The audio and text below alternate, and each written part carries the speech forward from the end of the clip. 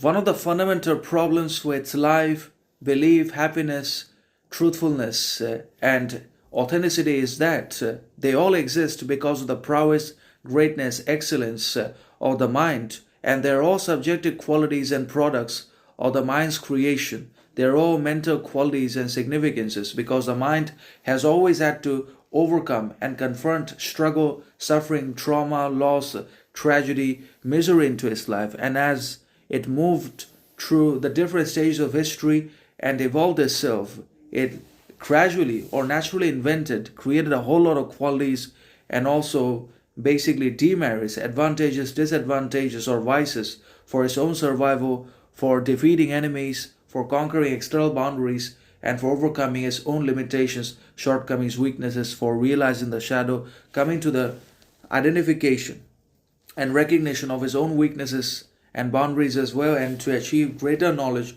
power, self knowledge, character, authenticity, self discipline into his life in one way or another.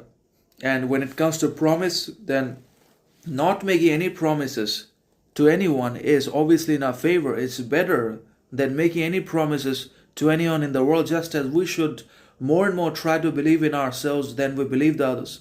Because when we absolutely and powerfully and unconditionally are able to work for ourselves and become self-respected and believe in ourselves, then we won't fail. Then we won't run out of respect, meaning, significance anyways, just as consistent action keeps life and existence consistently meaningful.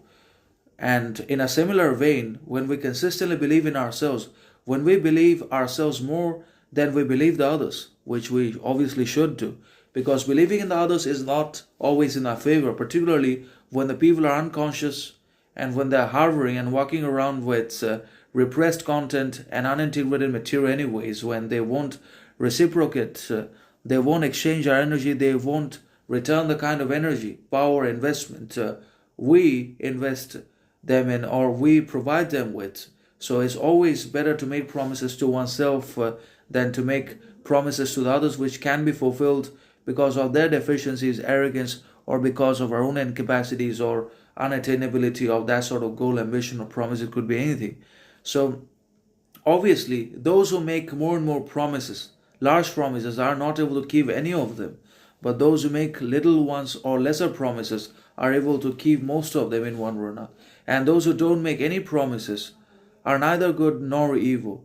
Obviously, they are better than both because they don't have to fulfill anything. They won't have to live up to or fulfill the others or societal expectancies, desires, demands, ambitions, fancies anyways, but they can